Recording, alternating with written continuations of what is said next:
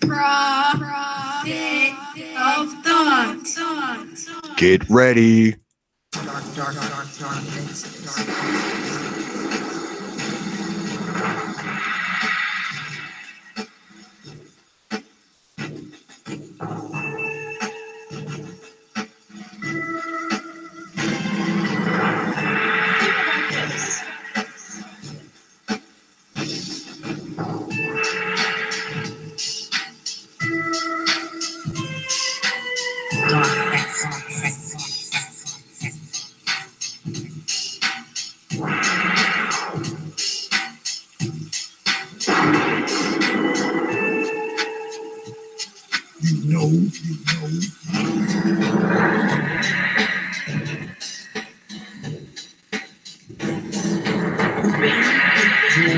Your mind.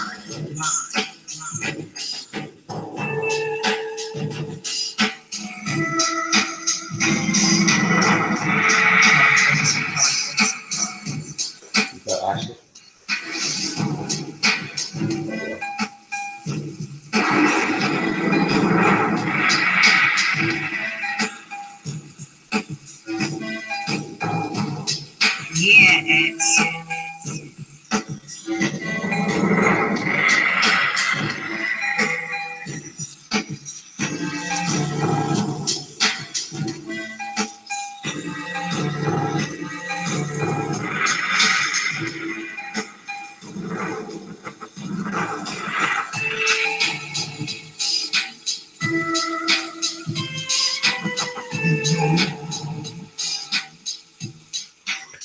Peace, folks, and welcome back to another edition of the Proper Thought series right here on the old TPOT YouTube page.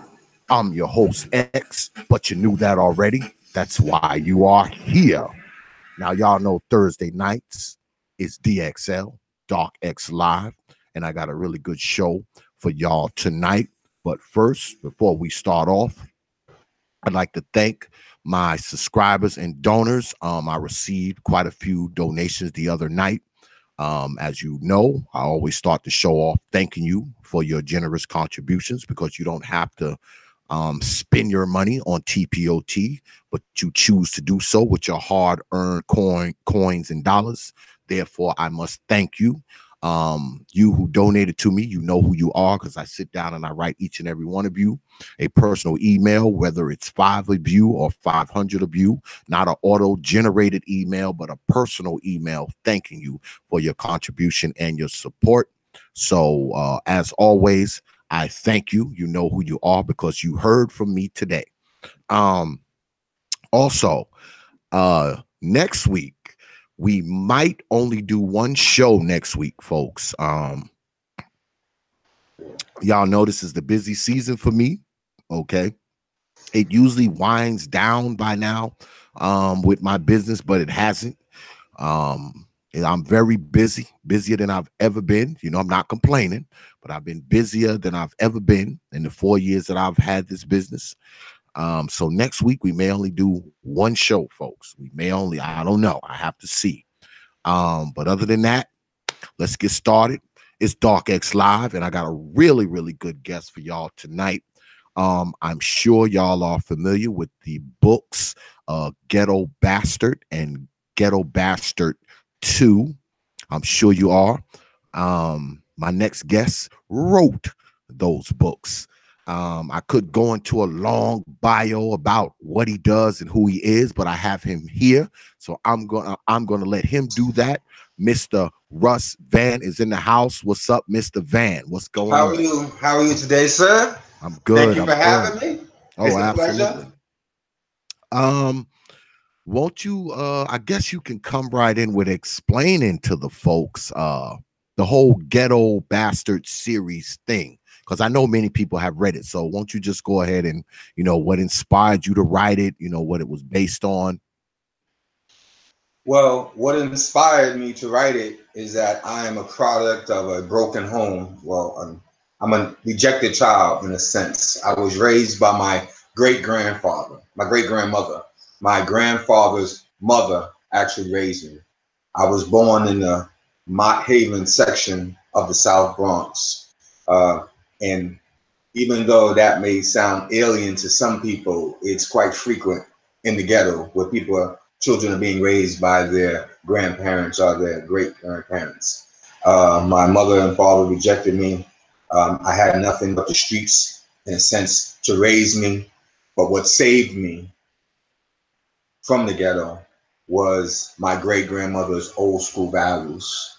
That's what inspired me to write the book, because growing up in the ghetto is not easy, as anyone who's from the ghetto understands. There's a lot of trappings. And because of a lot of things that she taught me, being old school, a lot of old school morals, values, I was able to escape. Now, I wasn't able to escape unscathed, but I didn't end up dead, and I didn't end up in jail, and I didn't end up addicted to drugs. So those were accomplishments. Even though I escaped, there was some scars. Well, we often on media, we often talk about, ghetto life and the people in the ghetto, the hood. We have a tendency to glamorize it at times. So these books, you didn't really do that. You didn't really glamorize. You summarized ghetto life, but you didn't glamorize it. Living the life that you live, because you came out of the Bronx, right? Yes. You came out of the Bronx. So living the life that you live, did you often did you want to glamorize ghetto life? Did you want to glamorize it? Like, did you see the glamour in it? I should ask. Did you see the glamour in it? Well, first, let's make it plain and simple and very clear. It is not a glamorous life. And that is one thing that differentiates my book from a lot of other books that speak about the ghetto. It doesn't glorify it. But what a lot of people don't understand is, just because the word ghetto is behind it, and the word is ghetto is behind where we come from, we're still human beings. We still feel, we still love, we still suffer emotional setbacks, disappointments. Okay. And sometimes, being from the ghetto, or people hear ghetto or ghetto at the title, they tend to stigmatize the people there, not understanding that the people that do glorify the lifestyle of the drug dealing, the hustling, and the gangbang, whatever they do. That's just a small minority. But there's a lot of hardworking people who just want to get out, that just want better. My books are a testament to the human spirit. Just because it has the word ghetto in front of it doesn't take away from us being human beings. And a lot of times people try to stigmatize us, and it is a stigma, but hopefully my books will break that stigma, because I'm a hardworking man. I've worked hard all my life. I have a family. I've made a lot of mistakes, but I made a lot of mistakes because I did not have a role model, a male role model, to mentor me, to guide me, to steer me in the right direction. So a lot of my mistakes came from the trappings of the ghetto. I learned a lot of things from trial and error. But one thing I have learned is that there's not a crime in making a mistake. The crime is repeating it consistently. Well, let's talk about the people in the ghetto.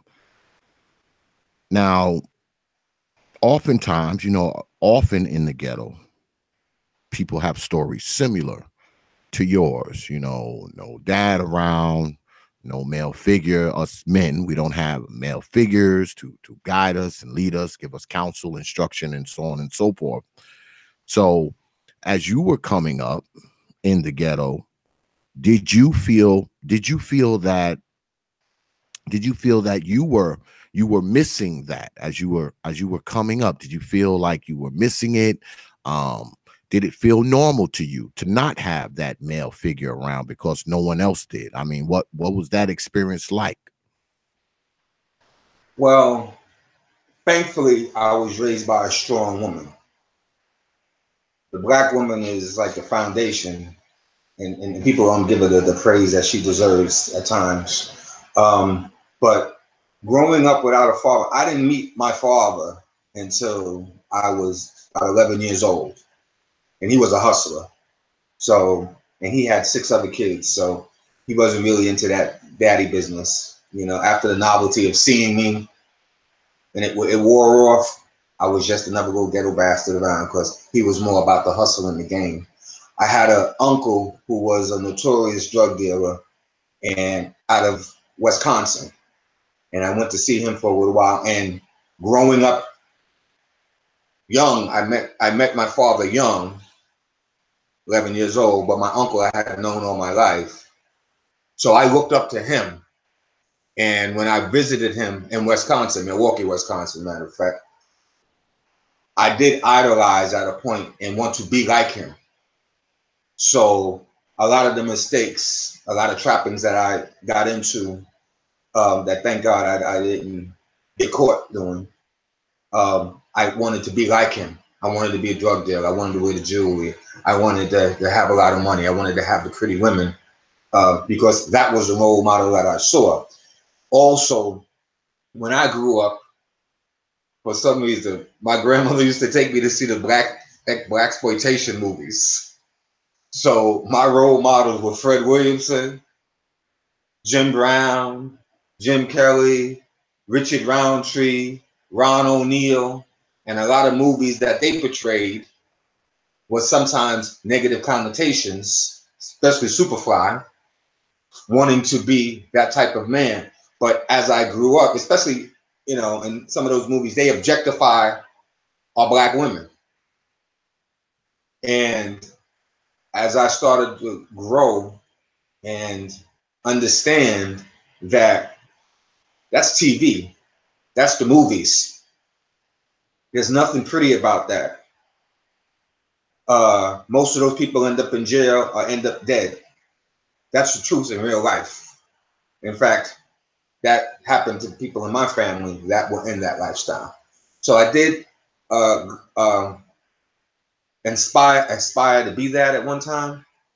But then as time went on, I realized that my grandfather, whose mother raised me, he worked all his life. He was a success in a sense, because he was the one that never went to, well, he did go to jail when he was younger doing that, but he pulled himself together. And but he worked all his life, but he was still around in the end. So how did you because the goal was eventually to make it out and make something of yourself. So how did you eventually come to that where you said, okay, this ain't for me. Okay, I want to do something more with my life. I want to be somebody. I mean, what caused you to come to that point where you said, okay, I want to get out. I want to do something? 2 things. One, my great grandmother, she said to me when I was younger, if you go to jail, I'm not coming to get you. And she was the only person in my life at that time. She was the one, I mean, she was my rock. So to go to jail, I knew would be such a disappointment to her. And then if I went to jail, I knew I would have nobody. So that was one of the first inspirations. The second inspiration was that we were on public assistance. And at 15, I went to get a job as a dishwasher at Fordham University on Webster Avenue in the Bronx. I don't know if you're familiar with it. And a friend of mine had got me the job. And my grandmother was so adamant about me not getting his job. I didn't understand why. We got into an argument. I wouldn't get it anyway. And what it was is that we were on public assistance, and that income coming in because of my Social Security and everything would have jeopardized her benefits, the benefits. for me. But I remember she and I having a conversation. She was so upset at me, and I just said to her, I said, Nana, I said, I'm tired of not having anything. And she let it go at that, because she was on the public assistance, but it was just for me. She wasn't getting the benefits or the services of it, because she was a waitress at that time. So it was just for me. And I just told her I was tired of not having anything. And she understood. And I've been working since I was 15 years old, and I haven't stopped. Do you think that many times young black men find themselves in the same predicament as you found yourself in, where they grow up, they grow up maybe being raised by their mother or their grandmother or their auntie or whatever, and mom is on public assistance, and the young brother, he's tired of not having, he's tired of not, being able to have things that he, assume other people have. Do you think that it's a lot of young brothers who come up in that situation? Did you know people who were in the same situation as you? Absolutely. Absolutely. There's a lot of us. And it's not only in the ghetto, it's in the barrios, it's in the trailer parks. I mean, you just don't have to be in the ghetto or the Bronx that happens to. A difference is, a lot of times, when you have, and this is a percentage, sometimes you have parents that encourage that behavior, because encourage illegal activities and encourage nefarious behaviors, because they want that income to come in. Because when they had that child, they were children themselves, and they're still living in that glorification of the ghetto and the big money and the drug dealer, hoping their child gonna be the next superfly and come and take care of mama. Okay, sometimes that happens. All right. Then you have some that turn around and say, just what my grandmother said: if you go to jail, I'm not coming to get you. There's not going to be any drugs in my house.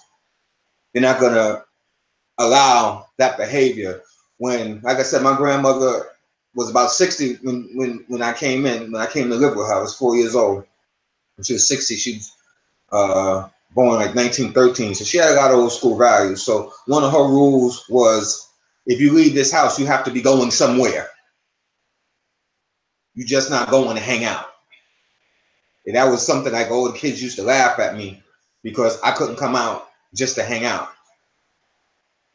So a lot of the young men that are growing up, it's because of what we discussed earlier. They don't have those role models. They don't have that male figure. So they're looking at TV. I used to look at Good Times growing up, and the father was the male.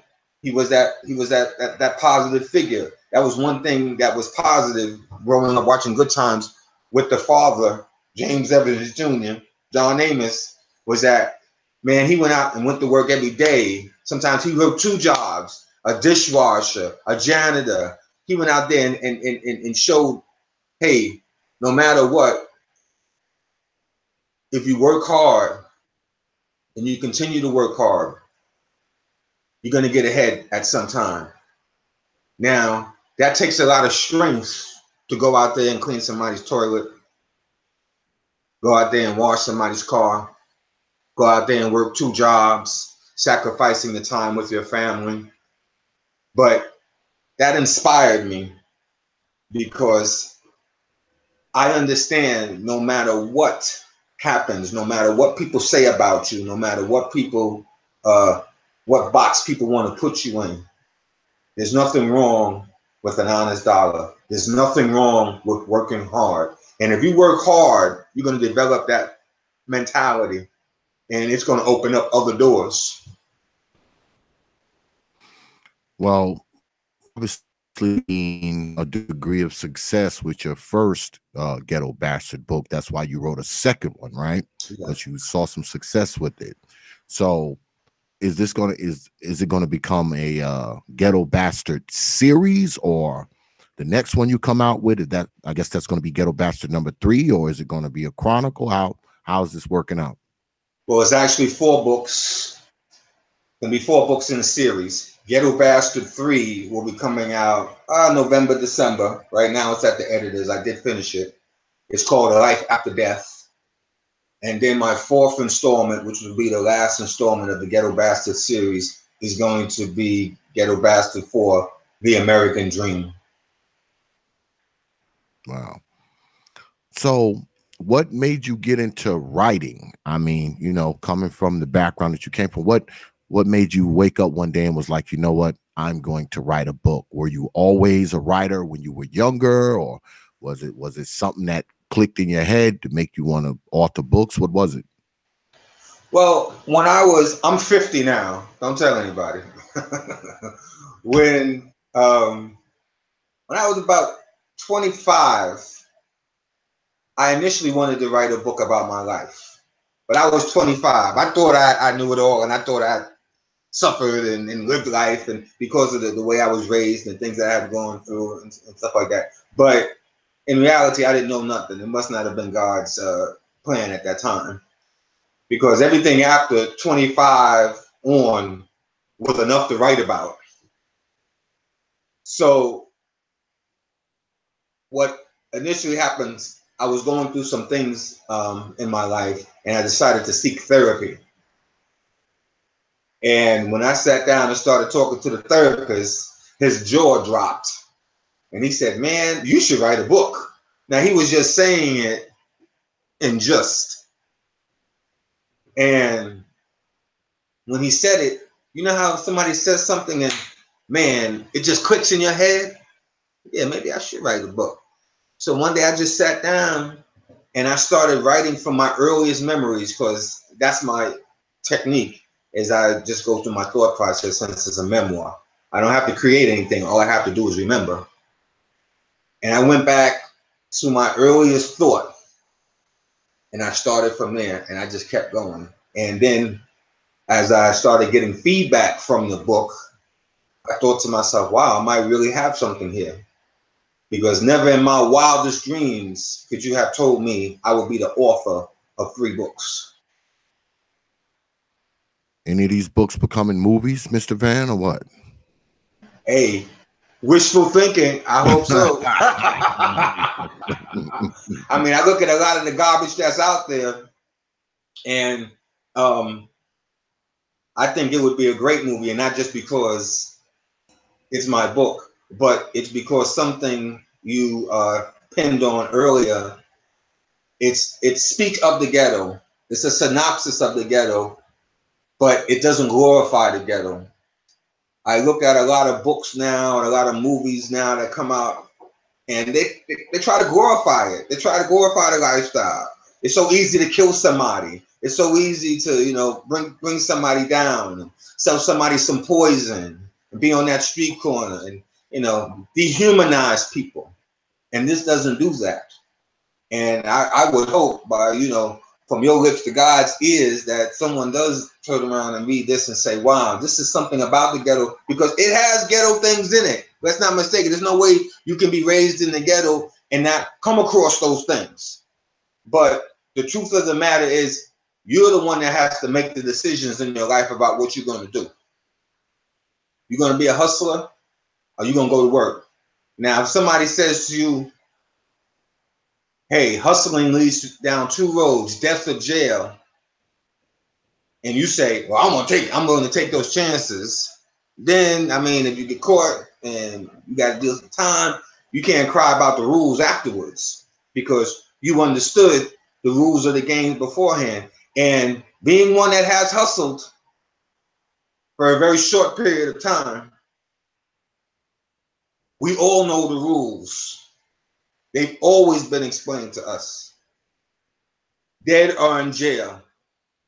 There's always consequences for your actions. But yes, I hope it does become a movie, because it's going to show the human side of people in the ghetto. We're not all just thugs, hooligans, deadbeat dads. We're human beings.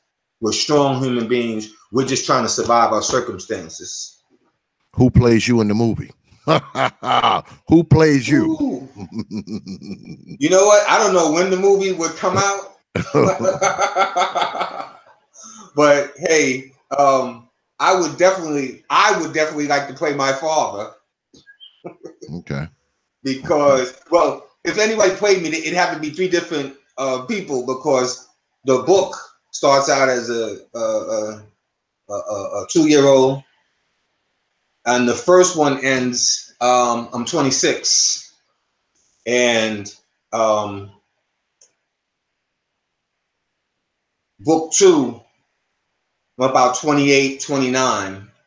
So it'd have to be several people in there, and but I would definitely like to play my father in there, because he had when I met him, he had a certain persona that I think I can put. I see a lot of tendencies that he had in myself. I guess they're hereditary, but I'd have to leave that as far as who would play me to the professionals after they read the book. I hope they make a good choice. Yeah, well, I was looking because I looked your book up, of course, and I looked it up on Amazon, and I saw a picture that they had that they claimed was you. I was like, that's not him. They Oh, no, you got to read the book. Light-skinned gentleman. Yeah, he looks sort of like Julius Erving. Yes. Now listen, that coincides with the book. Now you have to go to GhettoBastard.com. That's me. Okay. But that image is actually my grandfather. Oh, okay. Okay. And the reason I put that picture in there is because he is the original Ghetto Bastard. Okay, got you. He was born, my great-grandmother had him when she was 15 years old in Harlem, and he's half white. And that started it, and he kind of perpetuated the cycle. So when I originally put that in there, that was the one start provoking, like, who is this guy? What's going on? Get thought provoking who the gentleman is. Just like the cover of my book. I wanted it to be thought provoking. I wanted people to ask the same questions that you're asking. But if you go to GhettoBastard.com, that's where we have our website. We have the third book that's coming out. It also has a reading of the first chapter and excerpts from book 2 and 3. So yeah, that's who that is, to answer your question. Amazon was to get it out there. It's on the Amazon bestseller. Mm-hmm. So to get your book out there and to get it known, a lot of people say they want to write a book, but there's a process, and sometimes you got to spend a little bit of money. So had to spend money to make money. So going through that Amazon process allowed the book to be put out there on a format, and then us create our own website, our own place where you can get the book, get all our information out there, because Amazon's only going to tell you about so much. Well, won't you explain to the folks, because there may be some inspiring writers out there, won't you explain to them the process and what, kind of what it takes to kind of get, a book deal or write a book? Won't you let them know, kind of, how it all works? Okay. Well, I wrote the memoir, so it was easier for me because it is just remembering things and going through my life. So people who want to do that, I would say be honest, be transparent, and don't try to make yourself something that you're not.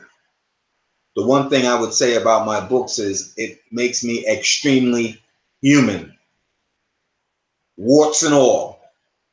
Doesn't make me a superstar, superhero. I'm just a human being. I fall, I cry, things happen in my life. But the process of the book, you have to be serious, very serious about it. You have to be committed. Like I said before, you have to be transparent, and you have to let go of all fear, because a lot of times people will write things, oh, I don't want someone to hear this, I don't want to say this, I don't want to say that. And it has a couple of secrets in there too, which you're going to have to read the whole book to get them. But even the secrets will reveal the humanality of it, how human I am and how people can relate to that. Because like I said, even though it says Ghetto Bastard, It's a book about humanity. It's a book about testament to the human spirit. And when I wrote the book afterwards, it's hard to find a publisher because a lot of them are looking for the traditional glorification of the ghetto. Bang, bang, shoot 'em up, drug deal, and pimp. If you look at the titles, go to your local library and look at the titles of the books that they have in this so-called urban section. And it does exactly what you said. It's glorifying the lifestyle.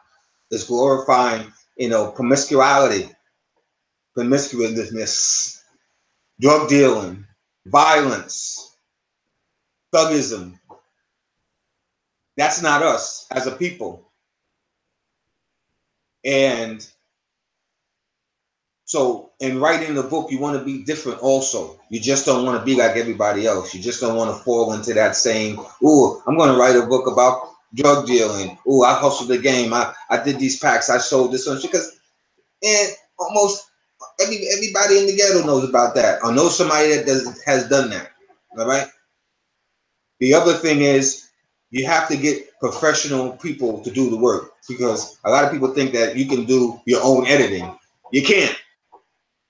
Because if you write a book, you already know what you've written. So when you try to edit it, you're reading to yourself in your mind what you've already written. So you can't do it properly. So you're going to have to get professional people to do certain work on it. And then, like I said, self-publish. Get out there and do what you need to do. But the other part I said before, you're going to have to spend money to make money. All right? And don't get cheap with yourself because that's like the number one rule that rich people say. If you want to make money, you have to spend money. So one of my rules is if you want to be rich, you have to do like rich people do. If you want to be like everybody else, then do what everybody else does, and you'll be just like everybody else. But if you want to be different, if you're aspiring to be something different, look at the person who is where you want to be and take the steps that person has taken.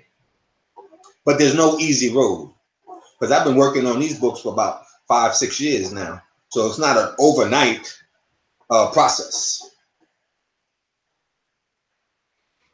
Well, often, I mean, I've spoken with authors before, and they always say that they have 3 or 4 books in their head already, and they just decide to write one. Was that the case with you? Do you always have 2 and 3 books in your head, and you just kind of write one, at a time? Is that the case with you? Well, no, like I said before, it's a 4-book series. So yes, the 4 books are already in my head because it's my life. So you only do nonfiction. You don't do any fiction writing, right? You don't write. I don't do any fiction writing, but depending on the success of the whole series, I'm contemplating writing a book 5 called What If, and that would entail what if I made the wrong decisions? What if everything I talked about in the 4 previous books, that I made opposite decisions, and what would have happened? What if my mother raised me? What if my father raised me, being the type of individual that he was? What if I decided to go into that lifestyle and not work for a living, work hard? And so it's a possibility I might write a fiction, but right now they're all non-fiction. But they are all in my head. Well, I have to say this because we talk about this kind of stuff on media a lot, and you are an example of a person who didn't have their father in their life till I think you said you were 11. That's when I met him. He wasn't in my life. That's okay, when I met him. You met him when you were 11. Right. And so he wasn't really in your life, and you still managed to grow up and become an author, best-selling book on Amazon and all that kind of stuff. So that you are in the minority. You're one of the outliers, right? You do realize that because most often, and I know people are going to get mad with me when I say this, but I don't give a crap. usually when us black men, we grow up without our fathers, we often grow up as half people, because I had a lot of people that I grew up with who didn't have a father. See, I was blessed. My father didn't die till I was about 38 years old. You know, him and my mother was married for 56 years. So I was fortunate. I grew up with my old man. I was raised by my old man. And a lot of my friends weren't. And I could see how they were. They got away with more. They had less responsibility around the house. They had more time to play and BS, you know, and I thought it was the craziest thing, because, you know, they could just do, a lot of them could just do whatever. Okay. I couldn't, because my old man didn't play that crap. And I had chores, you know, I had animals to feed, cars to wash, grass to cut. You know, I had all of that going on. So I didn't have the freedom that a lot of the people that I grew up with as a young boy, I didn't have that kind of freedom, you know? So when I see a brother like you grew up without your father, and you grew up to be a successful author and all that kind of stuff, you stand out as an example. Okay. You stand out as an example amongst, you know, black men, because usually black men who grow up without a father, many of them don't see success. Some do, but many don't. Can you speak to that? Well, it goes to what I said before. It's a testament to the human spirit, because there's a lot of people who do have a mother and father and have been raised appropriately with the benefits of guidance and mentorship, and still screw up. They mess up. So there's a counter measurement to that. But the bottom line is, you got to want more. You got to want to work for it. See, a lot of times what happens, and I've seen it a lot too. Sometimes, and this is sometimes, because I want people protesting the book now, protesting your show because of the things I'm about to say. So I'm just going to speak, okay? Well, I'm going to get the hate mail, so don't worry about it. Okay, they're going to come after me, not you. Okay, I want to buy my book though. I don't care. I'm used to it. Okay, but you know, a lot of times when people are raised on public assistance, they start liking it. They call it easy money. I've seen grown men on public assistance, good, healthy men, and because they were able to finagle their way around the system, and they walking around bragging, sitting at home smoking cigarettes, I get food stamps, I get public assistance, blah, blah, blah. Or here's another scenario, Social Security, because it's free money. It's a trap, because it makes you lazy. Because the longer you don't work, the less likely you're going to want to go to work. So a lot of times children learn what they see. Women also see their mothers on welfare and then decide, oh, I can do that too, because my wife, she used to work at the public assistance office, and the grandmother used to come in, the mother used to come in, and then they were bringing the daughter in because she had a baby so she can get on her own budget. Okay, so then it becomes generational, and then that's why the ghettos stay full. You have to aspire and say, I want more. To be honest, some people like the ghetto. Some people are ghetto fabulous. As long as they got a nicer car than everybody else, they got a little cheap jewelry, you know what I mean? They got nice cars, nice clothes. They live in a cheap Section 8 housing. Oh, my rent's only $100 a month. So they got more money to get high, more money to go to the movies, more money to do bullshit. Excuse me, I don't know if I can curse on your show. I apologize. Absolutely, you can curse on this show. But now, here's the actuality of it. And this is the truth. When I was growing up also, And I used to go to the projects so that everybody had friends in the projects. So I'd have to go to the projects. And one thing we know about the projects, they got the pissy elevators and the pissy stairwells. You know what I'm saying? Everybody's hanging outside the door, scared to go through sometimes because too many people are hanging out. Okay. Some girl just got killed in the Bronx going into the projects. Okay. This was, I think, last week or something like that. But when I used to go into the project, I used to see all these old people. And I'd be like, man, what do these when I was younger, what are these old people sitting up here with 10 locks on their doors, won't come out at night? I'm like, why do they want to live in this building? Why do they want to live in this neighborhood? But then you know what I realized? Them old people were the young people 30 years ago that wanted to stay on welfare, make that easy money, get that Social Security check, get that welfare check, get them food stamp check, use their children, use their children's children to get the system. They so-called call themselves beating the system, but then when they became older, they didn't have any Social Security. They didn't have anyone to put on their budget because now their kids took their children and got on their own budget.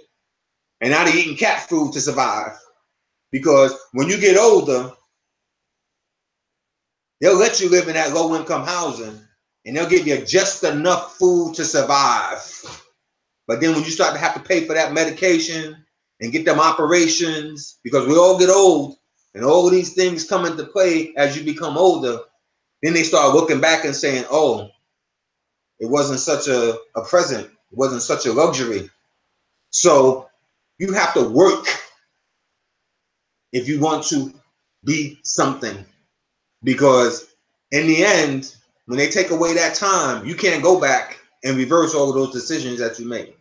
One thing we better all understand in this life is there's no such thing as easy money. If you want something, you're going to have to work for it.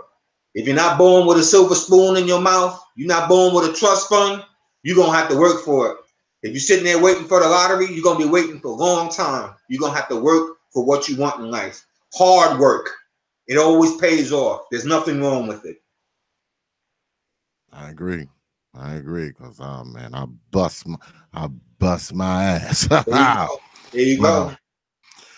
Well, oftentimes, like you said, a lot of times this stuff is learned behavior. And, like you said, it's not always in the ghetto, because what people don't understand about the ghetto is a very small fraction of Black society. Okay, it's not like 90% of Black society is the ghetto. It's probably around 10-15% of Black society that you can consider to be the ghetto, somewhere in there. But oftentimes in the ghettos, life is so bad for people, like those old people who live around the shooting and the killing and the drugs and the pissy elevators and all this kind of nonsense. Life has to be tough for those old folks. They're living around people getting killed, and you got these young folks in the hallway and they're selling dope, and old folks can't come out after a certain time, and so life is rough for those older people. Those are the people I think suffer the most inside the ghetto, the really old people and the really young people. I think people in the middle of that, in the middle of the very old and the very young, they are the people who make life hard for the very old and the very young. You understand what I'm saying? They are the ones who make it rough for those two groups. So I think the answer to kind of I don't want to say clean up the ghetto, but the answer to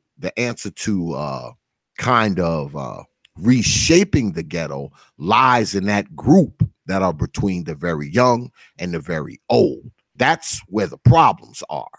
All right. Those are the people who are, like I said, making it rough for those other two groups. So that's usually where the problems lie, because you're afraid to have your young kid around this stuff. And the older folks are afraid to be around certain things within the confines of the ghetto. Now, like I said, I mean, often in media, right here, on YouTube and Facebook and things like that, the ghetto is often glorified. We don't do it here. I mean, we don't glorify the ghetto. I mean, we just don't. We don't glorify ghetto life. We don't glorify ghetto activity. We don't do that here. Now, not to say that there are good people in the ghetto, because see, I'm back and forth to New York City all the time. I'm in North Carolina, but I be in the hood. All right. I be in Bed-Stuy, Brooklyn. I be in Brownsville. I be in Harlem. I be in Far Rockaway. I be in the hood. All right. Walking the streets, and people holler like they know me in the hood. But I would never pack up my woman and moved in there. No, absolutely not. Why would I want to do that? Okay. Because see, I wasn't raised in the hood. My first exposure to the hood was after I moved out of my parents' house. I mean, I wasn't raised in the hood. I wasn't raised in the ghetto singing songs for survival. I was doing none of that. I didn't get exposure to like the hood until I moved out of my parents' house. Now, I knew people who were from the hood as I was growing up. They had the so-called hood life, but I didn't get any exposure to like the ghetto till I was like out of my parents' house at like 17 or 18. So, I mean, I don't try to glorify the ghetto life. And the reason why I don't, because I see places like Baltimore. I see places like Chicago. I see places like Detroit and St. Louis and those places. I've actually been to some of those places, and you see the destruction. You see the waste of life. You see the waste of great minds. You see the death of people who had potential. And I don't think that deserves glorification. I just don't. I mean, and like I said, people will get mad at you when you say these kind of things, but I just don't believe that. I believe the best thing for a lot of people in the hood is to get the hell out of it. Okay. Because a lot of times these ghettos are traps for people. They're not traps for everyone, but they're traps for some. Because like you said, those old folks with the 15 locks on their doors, these are the people, they were the young folks 30, 40 years ago. So far as we go, let me ask you this. Far as we go as Black society, do you believe there's ever going to be a time where ghettos won't be glorified the way they are now? Do you ever see a time when that isn't happening? I can see it happening, but you know who has to take charge? Black people. Because as long as the black people are the ones glorifying it, because let's face it,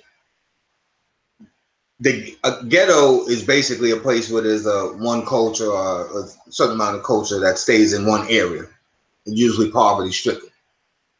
It just has become synonymous with black people, Hispanic people. But there's white ghettos, there's Jewish ghettos, there's all kinds of ghettos. But on the black people's turn, as long as we keep glorifying it, it's going to, we're perpetuating it. As long as we keep making our younger people think it's all about the big cars and the jewelry and the fancy clothes and the big butt women and big breasts and things like that, and booty shaking, moving all around, it's going to keep going. Look how our music has changed. Our music leads us into that role. A kid will know all the rap songs to 50 Cent's I'm a Pimp, or whatever that song is, pimping, but they don't know their ABCs. They don't know the 7 continents. You understand what I'm saying? So it has to start with that. When I grew up, rap music was hip hop, the hippity, the hippity, hip hippity, the hoppity, don't stop, rock it to the bang, bang, and boogie, the up jump the boogie. You understand what I mean? That was rap music back then. Now we'll shoot them up, kill them. I'm a pimp. I'm this, that. I'm do that. That's where it starts. That's what our young people is listening to. So until we, as our own people, sit back and start making a difference, my favorite rapper, this goes back, is KRS-One. Now he's from the South Bronx. A lot of people don't know he was homeless at one time. Mm-hmm. And he started out with this DJ Scott LaRock. And I remember when Scott LaRock got killed on University Avenue. I was around the Bronx and around that area, and I knew the guy who killed him. And before Scott LaRock got killed, KRS-One was rapping about listen to my 9mm go bang, criminal minded, that kind of music. When Scott LaRock got killed, he started speaking differently. He started saying my philosophy and different songs like that. Started talking about educating black people. Then he wasn't such a media success. He had courage to do that. A lot of our rappers, entertainers, you need to put that same courage forward so that they can educate our youth. Because as long as you keep perpetuating the negative stereotype, it's going to continue. You're going to continue to have people out there thinking they can hustle and there's not going to be consequences. How are you going to hustle? You're selling drugs to your own people. You're selling death and destruction to your own people. If you're thinking about it, if you're thinking about the realization of it, they're so quick to talk about killing somebody and shooting somebody. Most of the black people that die in the ghetto die from someone the same color as them. These are the things that they need to be rapping about. These are the things that they need to be talking about. There's certain expression, crabs in the barrel. Only black people know what that means. If you say that to white people, they're like, what the hell does that mean? We know what it means, don't we? That's the problem. Now, when we can stop that crab in the barrel mentality, when we can stop perpetuating and glorifying the hood life, the drug dealing, the destruction of our own people, the objectification of our women, then we can move forward and I can see the ghetto being extinguished, should I say. Because then when you start glorifying going to work every day, taking care of your children, being a father figure. Now listen, I know that sometimes relationships don't work out, but that don't mean you got to leave your kids. And then on the other hand, the women have to understand you can't use these kids as weapons. And what has happened in time also is that our black women, because of the way they were raised, because the mothers didn't have husbands, they had boyfriends, were taught to disrespect the black man. So then the black man has been taught, I'm not going to take that shit. And he walks out. And because he was walked out on, he has no problem leaving his child behind. So it becomes a never-ending cycle. When we can stop those things, and it starts with us. We can't look for the outside people to do it for us. Then we can accomplish what you said earlier. Hmm. Well, usually when, like someone like yourself, for instance, you write books, you're an author, you probably live a decent life. I own my own business. I do pretty good. I'm not rich, but I'm not hunting my own food as of yet. I'm not doing that yet. But when you have a brother like yourself and they hear this stuff coming from a brother like you or a brother like me, for that matter, the first thing people have a tendency to say is, oh, what do you know? What do y'all know? You know, y'all are doing this. You write books. You got it made. X, you got a business. You got it made. So what do you say? What do you say to these people who have that, you know, that outlook, as if, you know, because, you know, we're not living in it, you know, right now? What do you say to those people who say that? Because some people will look at you and be like, yeah, you know, you went off and you're an author and you're writing books and all that kind of stuff. So who are you to tell us about the ghetto? Even though you've come from there. Listen, get a job. That's what I tell them. Okay? Because anything I've got, anything you've got, guess what? We worked for it. Didn't nobody give me anything. I worked hard all of my life. Okay?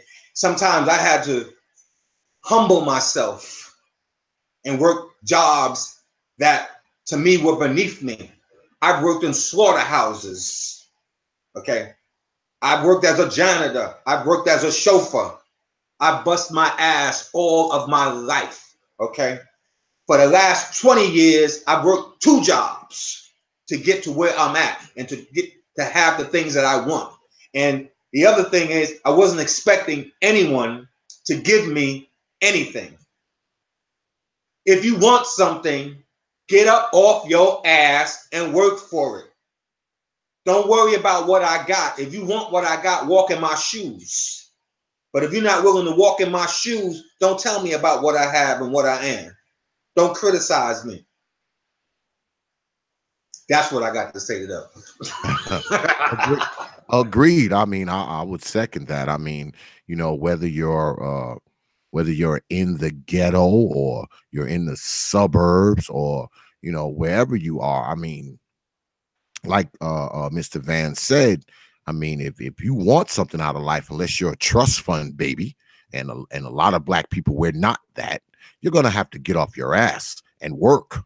You're gonna have to work for what you want. I mean, I worked all my life too. I mean, I people hear me talk about this all the time. My followers know, you know, I was raised by a blue collar guy who was like a silverback gorilla. Okay, my father was like a silverback gorilla, and you know, he was a landscaper. You know, he had his own landscaping business. That's hard work. Oh yeah, let me tell you something. He had my ass on that truck by the time I was like 7 years old, humping wheelbarrows, rocks, sand, dirt, digging trees. I mean, from like 7 up, you know, like 7 all the way to the time I moved out of his house. He instilled that work ethic. Oh yeah. He didn't play that nonsense. You wanted something, you worked for it. That's okay. Right. You got nothing for free. Okay. Because how we got people in the hood running around here with Air Jordans. Yep. Explain that to me. Yep. You see what I'm saying? It's become a society in our hood and in our culture where people, this is something I learned a long time ago. I actually learned it from Jamie Foxx in about 1996. He had said this. You know, poor people run around trying to look rich, and rich people try to run around looking poor. That's what happens in our culture. See, a brother, this is true, get a little bit of money, he's gonna have all that jewelry. He want everybody to think he has money, but he really has no money. The money he has is what's on him. White person got $100,000 in the bank, driving a 10-year-old car, got holes in his jeans. You understand the man? Wearing old clothes. He doesn't let anyone know. These are the differences. This is what the mentality, we have to change the thought process. Yeah, well, I always tell people that, because often, you know, we hear, you know, the white supremacy, the white man this and the white man that. And, you know, there's some truth to it. I mean, we all know that, you know, the white power structure, you know, they run everything and all that kind of stuff. But I tell people all the time that, you know, not to use that as an excuse. You don't use white supremacy as an excuse to fail, man. You use that shit as a motivation to succeed. That's Absolutely. What you do. Because brothers talk to me about, I hear about white supremacy and the white power structure all the time. And it's like, guess what, brother? I'm black too. So whatever white supremacy you think is that you're encountering, what you think I'm not encountering it? I'm not encountering it. I'm special. I'm exempt from the white supremacy that you speak of. No, I'm not exempt from it. I know it exists just like you know it exists, but I choose to use it as a motivation. Okay. Absolutely. I use it as motivation to be able to take care of my family, to have a home, to have a car, to have a business, to have money in the bank. I mean, I don't want to be able to say, well, white supremacy got me and I throw my hands up. Man, I don't want to be able to say that. So when I hear brothers talk this, it kind of bothers me. Okay. And I tell people all the time, I don't think I'm better than anybody. All right. I don't think I'm better than people or any of that. I'm not better than them brothers out there standing on the corner. I'm not better than them people living in the project apartments with the pissy hallways and the broken elevators. Now, I may have made a few better decisions with my life, yes, but I don't think I'm better than anyone. I just think that people have a tendency to, instead of using that white man thing as a freaking excuse for goddamn failure. Okay, I think a lot of us, man, we need to be using it as a reason to try to succeed, man. That's just absolutely. Just me. That's what I think.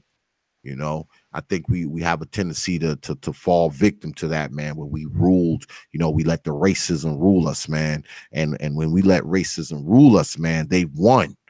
They've won. If you throwing your hands up and saying white supremacy got me, that's why I can't do shit, you just lost, man. You lost. You're absolutely right. You're right. Lost. So I don't I just don't believe that. I mean, because I was raised by a person, my old man, he lived in a time that was way more bigoted and prejudiced than I did. And I mean, he taught me a lot of things.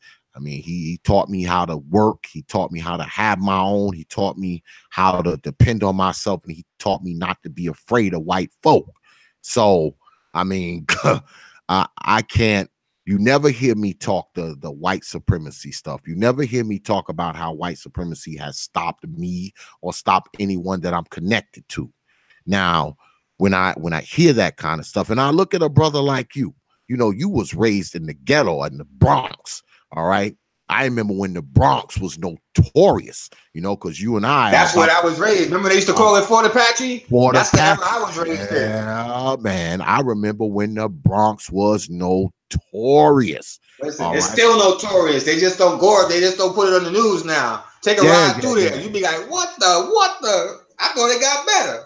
Well, the last time they built a new stadium. They got a new Yankee stadium. Yeah. Well, the last time I was in the Bronx, I was over there off of the Deegan, Godwin Terrace. Okay, I was over on that side, where you just coming into the Bronx, when you coming from like upstate, you coming through like Yonkers. Yeah, you coming through Yonkers. Yeah, that was the last time I was in the Bronx. I was in that area. Mm-hmm. I wasn't in like the South Bronx. I used to be in there when I was a younger guy, but the last time I was over there, I was over like near Godwin Terrace, over in there, close to the stadium. Up in there.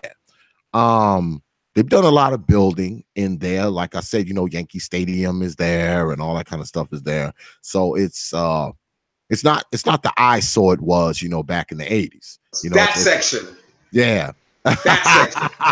Go to the Mott Haven section. Go to the Melrose section. I'm sure. Go to the Tremont section. Sure. Well, I used to be, I believe it or not, when I was a teenager, I actually used to hang out on Fordham Road. We used to shop down there because they used to sell the jeans. Yeah. They used to sell jeans and sneakers. Like we used to catch the train from Long Island. Yeah, we catch. Yeah, we come through, man. We go to Fordham Road. You know, the brothers be selling the jeans and the sneakers and the necklaces and the furry Kangos and all that kind of. You know, I bought all. Yeah, I used to be down there, man. I tell brothers all the time, man. I used to be up in the hood. Yeah, I'll be up in the hood. Still being there now. Still being there now. You know, so you know, I know people all around New York City, man. I be in the bowels of New York City. Like I said, I be in East New York. I be in Brownsville. I be in Bed-Stuy. That's where I be when I go to New York. That's where I be, you know, I be uptown too, you know, but I be down in Brownsville. I be down in Bed-Stuy. I be in Far Rockaway. I mean, I be in the hood and I be walking around because I park my car. You know, I don't do a lot of driving. I walk, you know, but people know me. People know me there. They know X down there in the hood. All right. When I'm in the hood, I'm fine because people holler like they know me. Right. Like they know. But well, you said the next book is coming out when? When's the next book coming out? It should be out late November, early December. Ghetto Bastard 3, Life After Death. And I'm also I'm going to be at the Baltimore Book Fair this Sunday. And the Collingwood, New Jersey Book Fair, October 6th, and the York Book Fair, York, Pennsylvania, on November 3rd. So I'm a little busy. Okay. And like I said, so that book will be out, and then I'm working on Ghetto Bastard 4, The American Dream. That's going to be the finale of it. That's going to incorporate all of it, and everything we just talked about. That's what 4 is going to be about. Okay. Well, for the people who haven't read any of your books, tell them what they can expect when they read your books. What, you know, without giving the book away, but tell them what they can expect when they pick your book up and start to read it. When they pick this book up, one, it's a page turner. It's going to be raw and brutal honesty. It's going to tell the truth.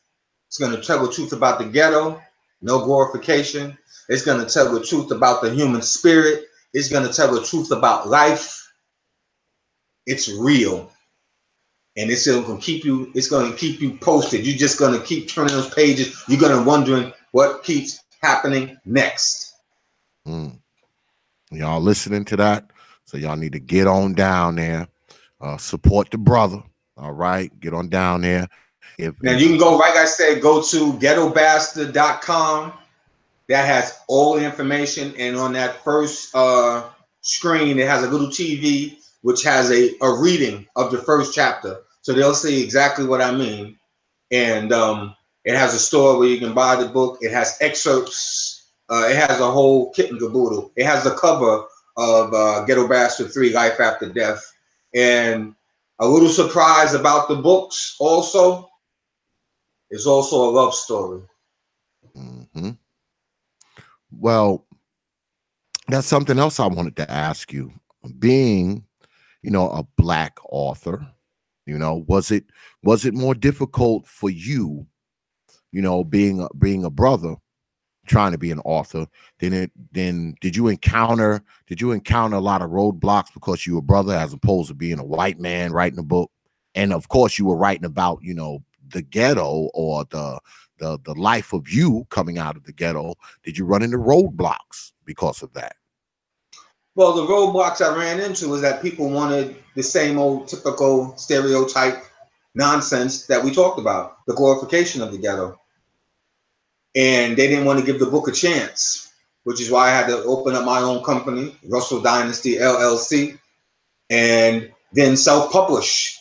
And then I had to go through Amazon to get it out there in that format. And then I had to make my own distribution, which is what I've done through GhettoBastard.com. So, like we just spoke about, folks, the man had to self-publish. That took work. That took money. That took drive, desire, ability. So, I mean, y'all have to understand, okay? These things take work, brothers and sisters. If you're aspiring to be a writer, an author, if you're aspiring to be anything, it's going to take work. I mean, most of us, we're not going to get, no one's going to hand us anything in life. Okay. Most of us. I mean, maybe y'all are trust fund babies, and you know, your mama and daddy got millions of dollars. As soon as you turn 18, they give you 5 million. Maybe y'all got it like that. I don't know. I know I didn't have it like that. And I don't think Mr. Vann had it like that either. So if y'all don't get anything else, okay, from tonight, y'all don't get anything else from tonight, y'all need to get that you have to work for what you want. You have to. No one's going to give you anything, man. No one's going to give you anything. They're not. And you also have to have a plan with your life, man. And like I said, I mean, we're not just talking about people in the ghetto. I mean, brothers and sisters anywhere. You have to be willing to put in some type of work, man, if you want to see some type of success, some type of something in your life. You don't want to end up as that old man or that old woman living in some project apartment with 15 locks on your door, and you don't come out after 6 o'clock. I don't think that that's a life at all. I don't think that that's a life. I don't think that that's a life. And that can be you if you don't want to do shit while you're young. See, what happens, what's supposed to happen, let me set it up for folks. This is what's supposed to happen when you get to be an older person. You're supposed to be able to kind of sit back, relax. I know when I get to be like 60, if I live that long, I'm going to spend most of my damn life fishing. That's what I'm going to be doing. Okay? Because me, I only plan on working another 5, 10 more years max. All right? Because see, I plan on fishing every day. Every single day of the rest of my life, I'll be fishing and of course, you know, smoking reefer and drinking beer. But that's what I want to do when I get old. That's why I work the way I work now. Okay? Because this business that I have, I don't want to work it forever. I don't, even though I own it. I want to give it to my children. I want them to run it. Like I said, I want to get on a small boat and fish on the lake all the time. So that's what that's what life is supposed to be, man. I mean, you shouldn't be 60 and 70 years old and scared to come out your house. You shouldn't be 60 and 70 years old and got to put 15 locks on the door because you live in some area where fools is crazy and shooting and kicking doors in and whatnot. You shouldn't have to live like that, man. You shouldn't. But if you find yourself in a place where you've taken your youth and you've used it all up, wasted it up doing nothing. There you go. Nothing. That's going to be you. That's going to be you. And I know people will say, oh, X, oh, what are you talking about? It's going to be you. Tell them to prove you're wrong. Exactly. You waste your life. If you waste your youth, that's you 70. The old person in a damn apartment that's littler than my bedroom. Bragging about the good old days. Yep. What you used to do. How much you used to have. Yep. How you used to be big time. Yeah, sitting on the porch with your other old friend who has nothing. Waiting for your welfare check. Yep. That's going to be you at 65. Yeah, it's going to be you. You don't want that for your life, man. I don't want that for you. I don't want that for you. Because I see these people when I'm in New York City and I'm in Jersey and because you know I travel all up and down the East Coast. When I'm in Jersey and when I'm in Pennsylvania and even down here in North Carolina where I'm at, I see these people. I see these old people who have nothing. They've accumulated nothing in their life. They've accumulated no security. They've accumulated nothing. And they're just old and just living day by day. And I be in those supermarkets sometimes and I see those old folks buying cat food. I see it. I don't want that for you, brothers and sisters. I don't want that for you. I mean, it would kill me to see a bunch of us grow old and everything we own can fit in the trunk of a car. It would kill me to watch a bunch of us grow old and All of us live in these apartments with 9 locks on the door because, see, that's all we can afford. That's the only place we can live. Because, see, what we have done, we have sentenced ourselves to a prison as a senior citizen. We've Section 8. Yep. We've sentenced ourselves to that. And I don't want to see that for any of us. I really don't. But I know a lot of us are gonna totally ignore, what we talking about tonight. Because, see, a lot of us, we are those ghetto bastards, if you will. And we've been trained, we've been programmed, we've been indoctrinated to do everything to set us on that path to being 70 years old and buying cat food, and not for cats. No matter how much we talk, there's always going to be people who will never put in the effort for their own life. Don't do it for me. Don't do it for Brother Vann. Do it for yourself. Do it for those kids you got out there. Do it for your grandkids. Don't do it for us. And don't do it just because I'm telling you to do it. Do it because it's going to be the best thing for you. That's what I have to say to that. Mr. Vann, I want to thank you, man, for showing up tonight, man. And thank you for having me. Oh, absolutely, brother. Absolutely. Come back. Hopefully you have me back when I get book 3 out. Life After Death. Ghetto Bastard 3. Life After Death. Let me tell you something. The doors are always open to you, brother. They always open. See, I have a lot of guests that come on this show that people don't know about except me. They don't, because my audience is small. I have a very small audience, but see, I'm very well connected, and I know a lot of people. I know a lot of people like you. I know a lot of doctors and lawyers and psychologists. Yeah, these are the circles that I move in. So you done came in the door, brother. You got a key to it now. It's always open to you, brother. It's always open to you. Thank you. All right. So one more time before you go, tell everybody where they can find the book, and tell everybody where they can find you signing copies of the book and your book tour. Go to ghettobastard.com, plain and simple, and it'll have everything. It has the store, it has excerpts, it has a reading of the first chapter. Like I said, this Sunday, the September 30th, I believe it is, I'll be in Baltimore at the Baltimore Book Fair. October 6th, I'll be at Collingwood Book Fair in Collingwood, New Jersey. And November 3rd, I'll be in York, Pennsylvania at the York, PA Book Expo. So, like I said beforehand, if you want to see what it's about, excerpts from the book, book covers, the bookstore where you can buy the book, it's at ghettobastard.com. One word, Russell Vann.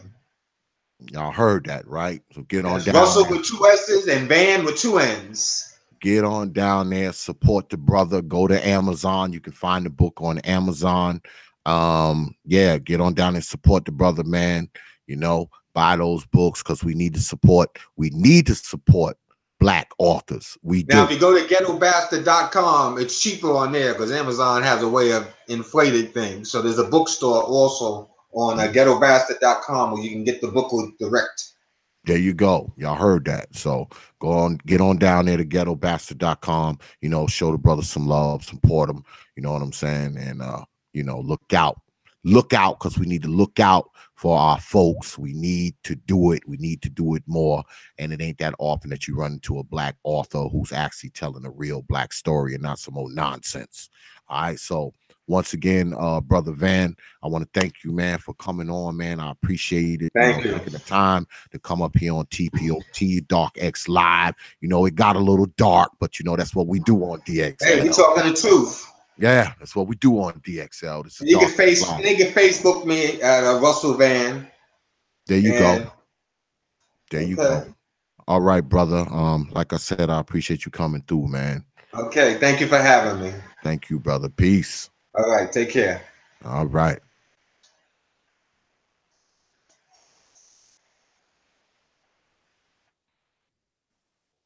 Yeah. Just got off the line with Brother Russ Vann.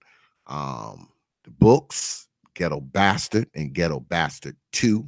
get on down there, get on down to Ghetto Bastard, check your brother out. He's a best-selling author. Okay, he's a best-selling author. He's not just a brother that write books. He's a best-selling author. So if you haven't read Ghetto Bastard or Ghetto Bastard 2 yet, go over there and show the brother some love. I think his book is like $12 or $15, something like that. I'm not sure. Get on down there, buy the book, check it out. And for you people who are in the areas he's going to be in Baltimore, he's going to be in Pennsylvania signing some books. So get on down there, pick up your copy.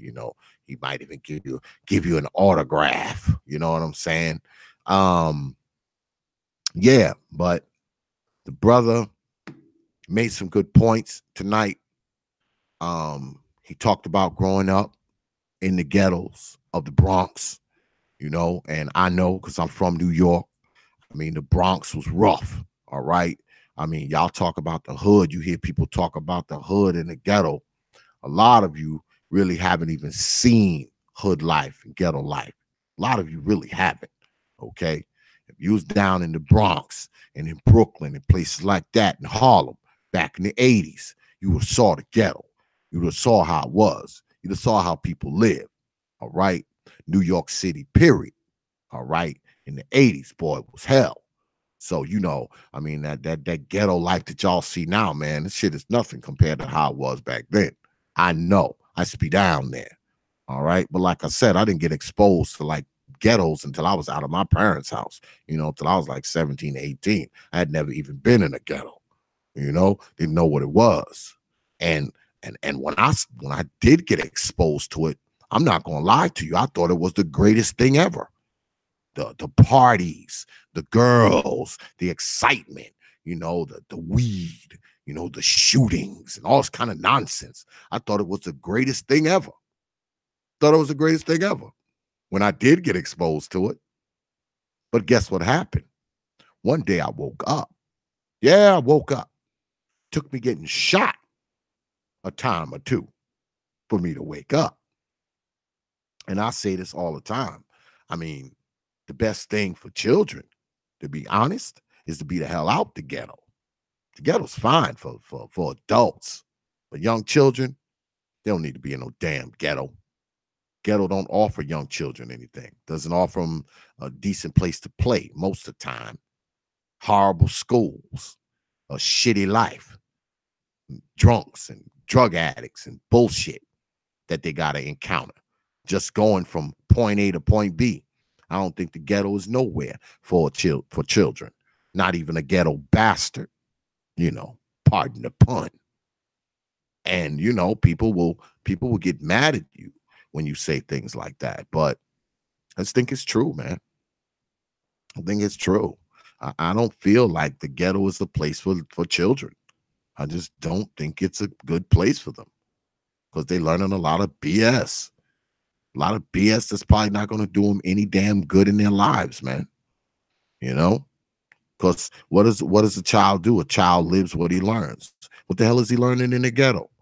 Somewhere where there's drugs all around and people getting shot, people get killed by the police and fighting and screaming and hooping and hollering and dirty neighborhoods and pissy hallways and broken elevators. And what's a little kid learning in that?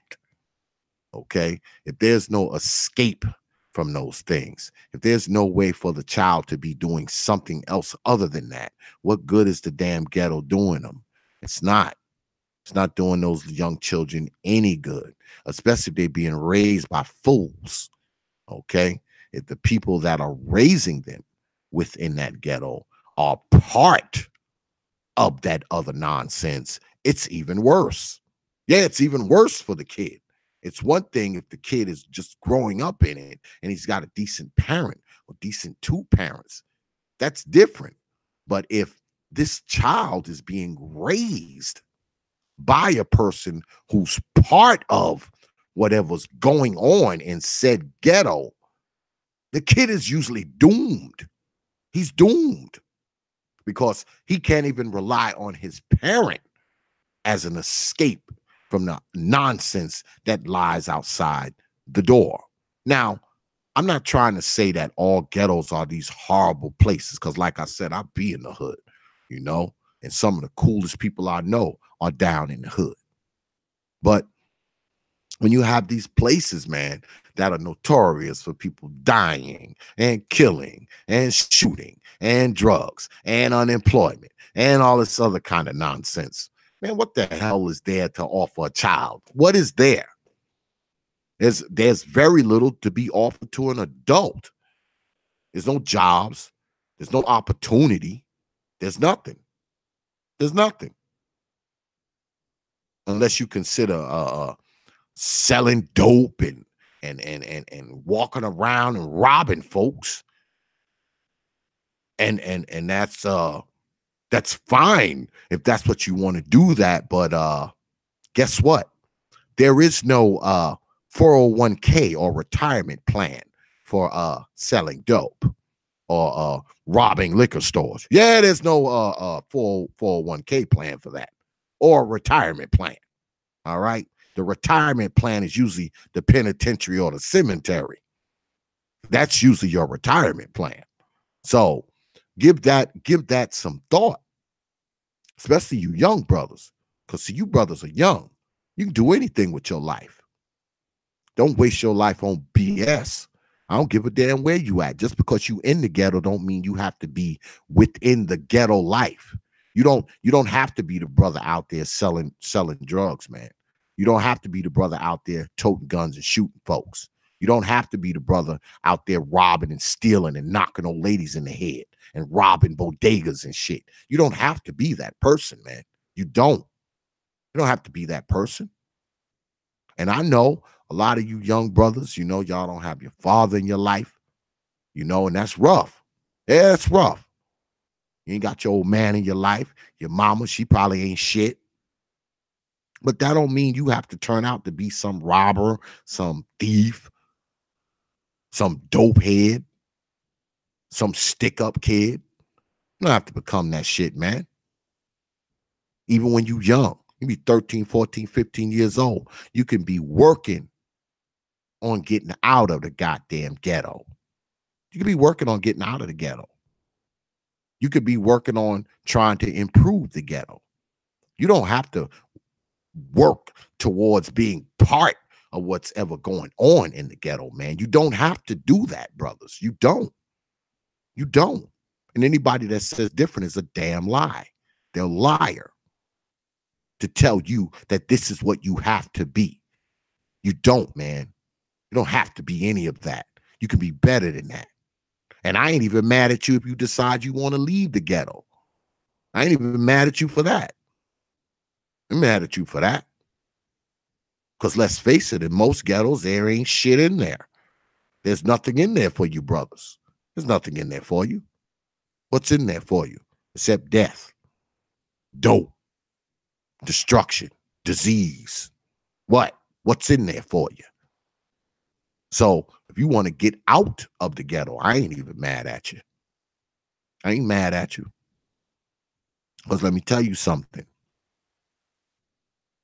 If you find yourself trapped in these cycles, okay, usually has a lot to do with your environment. Your environment usually affects your thinking, and your thinking always going to affect your behavior. So you may have to change your environment just so you can change your thinking, so you can change your behavior. That's just a fact. Now people will get mad at me because I said that, but I don't give a shit. I don't, because I know you brothers can do better than that. I know you can be better than that, despite of what people have been telling you. Because you know, as young black men, we're always told how we're not going to be shit, how we're not going to have anything, how we're not going to do anything. It's BS. It is. It's BS. Because if I can do it, anybody can do it. If I can have my own business, you can too. You can too.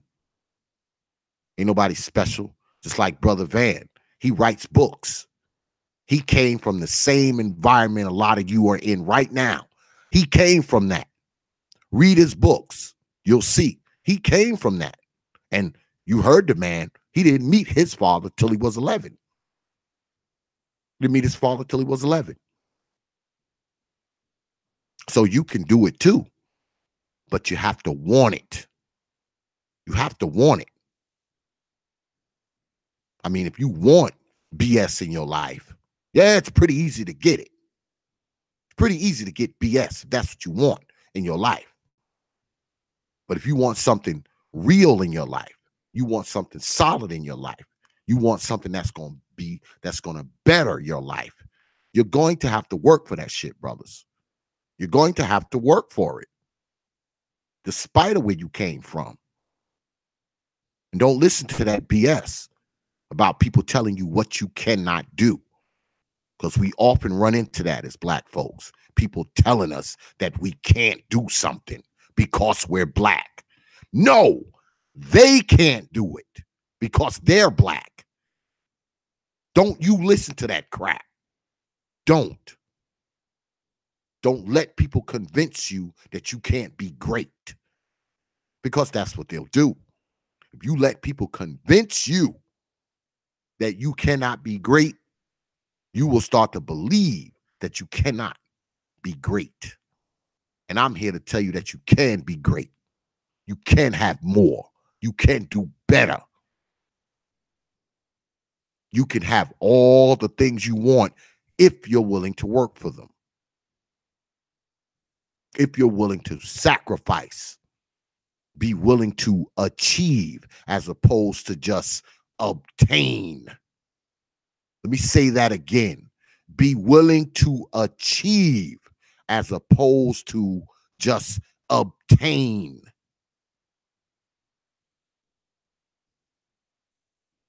These are the things that we need to understand. And I don't give a damn who you are. And I'll say again, I don't care where you live. You could live in the suburbs somewhere in a 4,000 square foot house with your mama and daddy and still be a screw up when you grow up. Just like you could be living in the projects somewhere with just your mama and grow up and still be great. But ultimately, it's up to you, brothers. It's up to you. It's not up to nobody else. It's not up to your damn friends. It ain't up to your damn parents neither. Because at some point, your ass gonna be on your own.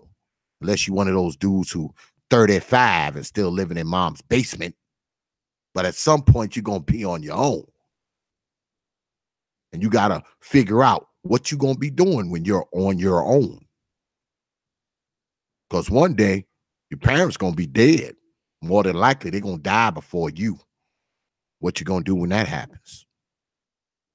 Think about it. Remember what we talked about earlier? Those old people in those little tiny apartments with 9 locks on the door. Whenever somebody come and visit them, knock on the door, you hear 9 locks unlocking. Click, click, click, click, click, click, click, click, click. That's who you want to be. Go right ahead. But just know you don't have to be that person. Because like the brother said, we all gonna get old, man. We all gonna get old. You're young now, but all you got to do is live to see it, and your ass gonna be old. You better figure out what you're gonna be doing when you get old. Because the shit you do now, you ain't gonna be able to do when you get old. Think about that, man. Think past today. Think past tomorrow. Think 10 years down the road. What you gonna be doing 10 years from now? What you gonna be doing 20 years from now? Especially if you're a brother that got children, got kids that you're responsible for. Don't sit around wasting your life on bullshit. Don't. It's not worth it, man. Because you ain't the only one that's gonna suffer. Them kids gonna suffer too. Think about that. You understand? We clear? Anyway, I want to thank y'all for coming out tonight. We're doing a short show tonight. I just wanted to get up here and talk with the brother, about his books and what he had going on. I want to thank my mods in the chat. I see they cutting people's heads off, and I don't know why. I see a few heads have been cut off. Why y'all block Mr. Black Culture? Y'all block him. The hell? Y'all do that. All right, somebody unblocked him. Good. Can't block. I can't block him. Y'all blocked. Who else y'all unblocked? Who else y'all cutting people's heads off for no damn reason. Y'all cut people's heads off for no reason, man. I know y'all trigger happy. But you know, don't cut people's heads off, man, unless they say something really stupid. You know, if they say something stupid, then you go ahead and you slice their damn heads off. But you know, if they ain't saying nothing too stupid, don't worry about it. All right. But anyway, I want to thank y'all for coming through tonight again. And I also want y'all to get your butts down to Prophet of Thought series on Facebook. You know, Prophet of Thought, one word series, the next word. Get on down there. That's the main page. It's a community page. Go on over there, like, share, follow the page. You can always catch up with what we're doing if you go down there. I think it's close to 1,000 people on that page, which is surprising. Like, I can't believe it's almost 1,000 of y'all that actually follow me. What's the matter with you people? But yeah, also get on down to the TPOT bandwagon page. That's a personal page on Facebook. You can actually send it a friend's request. Go ahead, send a friend's request. I'll make sure it gets accepted really, really quick. Also, get on down to the Prophet of Thought series fan group page on Facebook. That's the Prophet of Thought series fan group page on Facebook. There's always some good stuff down there. You know, it's a fan group page, so you know it ain't just X down there bumping his gums. You got other people down there in the fan group. You know, they post stuff down there too, so they down there bumping their gums too. So go on down there and check it out. Also, check us out on WhatsApp and Instagram. That's Prophet of Thought on Instagram. Go ahead, follow us on Instagram. You guaranteed to get a follow back. Also, get on down there and follow us on Twitter. Like I tell y'all every damn week, follow us on Twitter. The handle is at TPOT Media on Twitter. That's at TPOT Media on Twitter. Follow us on Twitter, or I'm going to haunt your ass for the next 6 months. Also, get on down there to the old Prophet of Thought series website. It's www.don'teventryi.wikifoundry.com. That's www.don'teventryi.wikifoundry.com. It's always some good stuff down there. Also, get on down there and check out Tribute to the Fallen. It's something that's very, very dear to me. The Tribute to the Fallen page is people who have met an untimely death, whether it be by street violence or by the hands of police. Like I always say, if you know somebody who has met an untimely death, it doesn't have to be somebody that you know. It could be somebody that you saw on TV or you saw in the newspaper. Go ahead, send me the photo. Make sure you send me their name, and I will make sure that they get on the old Tribute to the Fallen carousel. All right, so get on down there and check that out. Also, get on down there and check out Water and Wind.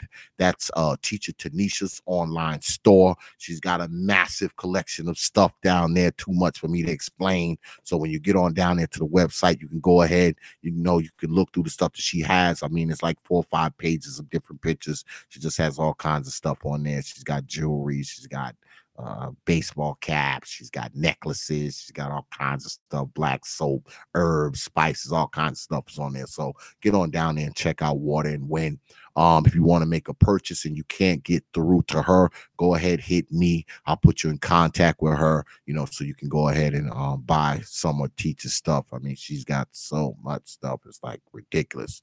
But anyway, once again, I want to thank y'all for coming through tonight, watching us and spending some time with us up here on DXL. It's always appreciated, folks. And I also once again want to thank the guest of honor, Mr. Russ Vann.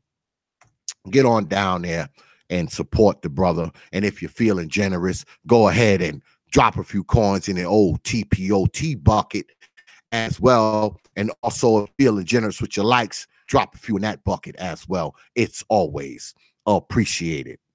So with that, I will leave you with 3 words. Like I always do, open your minds. And we are out of here, y'all.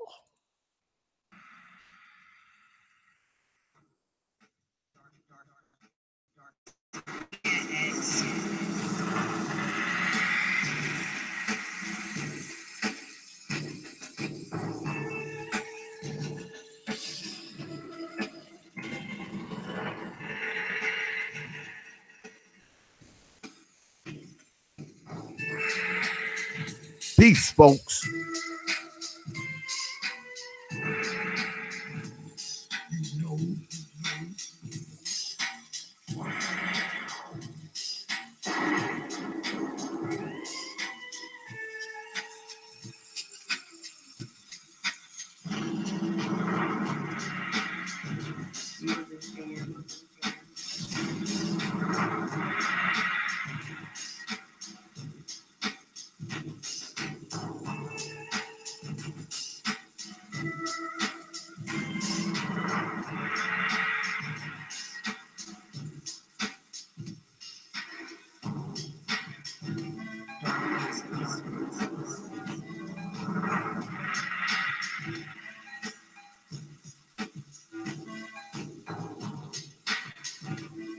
Yeah, X.